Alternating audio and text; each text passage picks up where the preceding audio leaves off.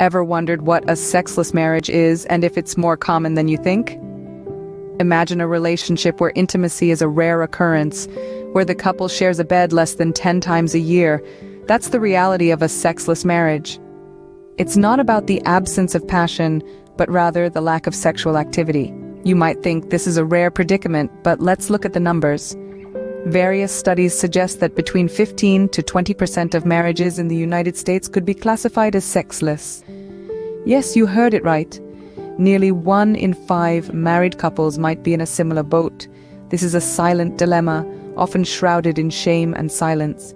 It's a topic that's brushed under the carpet, spoken in hushed tones. But it's time we brought it to light, discussed it openly. So sexless marriages are not as uncommon as one might think. But what are the experts saying about this? Let's hear from the experts. What do they say about sexless marriages? Renowned relationship therapist Esther Perel has remarked, "Sexless marriages can be symptomatic of deeper issues." This suggests that a lack of physical intimacy might stem from underlying problems, such as unresolved conflicts or unexpressed emotions. Psychologist David Schnark, on the other hand, reminds us, the absence of sex in a marriage, however, does not mean the absence of love. In other words, couples may still deeply care for each other, even if their relationship has become platonic. Experts have identified several reasons why some marriages become sexless.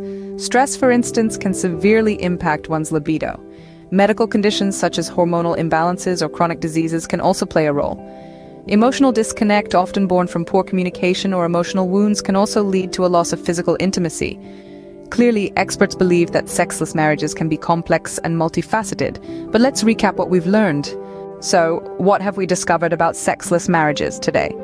We've unraveled that a sexless marriage isn't simply defined by the absence of physical intimacy, but it's a complex dynamic where emotional and psychological factors also play a significant role.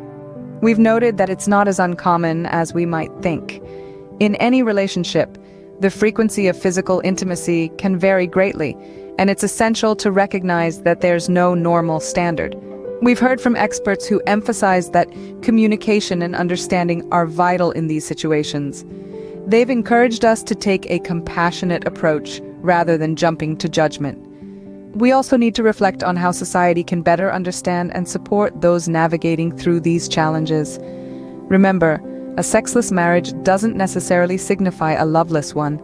It's a complex issue that deserves understanding and empathy. Until next time, stay curious and keep questioning.